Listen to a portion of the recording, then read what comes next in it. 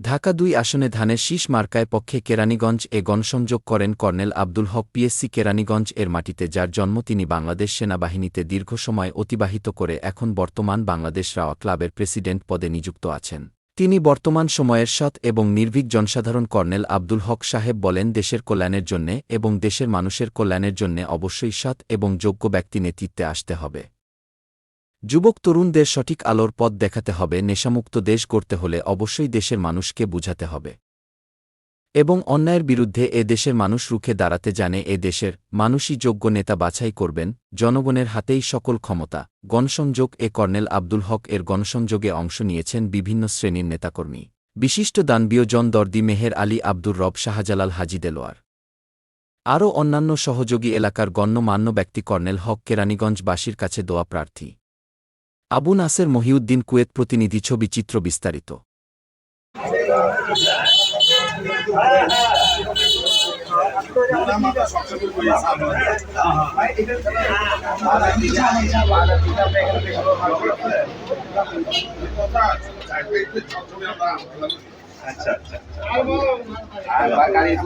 সবাই এইখানে আছে, আপনারা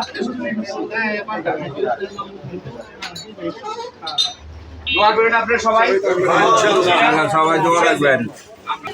ঢাকা-২ আসনের এমপি প্রার্থী কর্নেল হক সাহেব, ধানের শীষ মার্কা।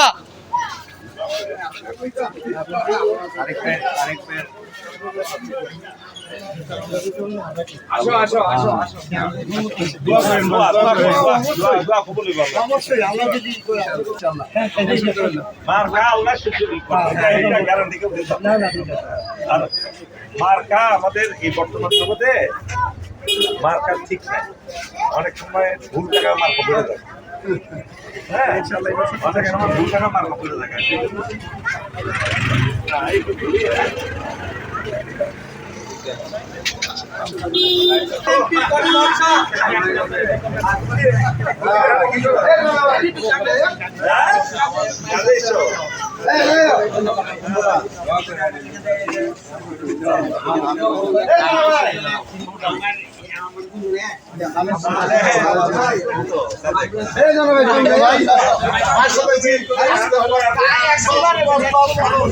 মাটি বড় চলবে না, মাটি বড় চলবে না।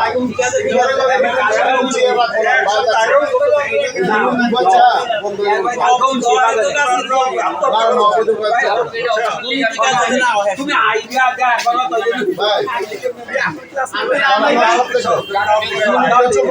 স্যার আপনাদের সাথে চা খাওয়ার জন্য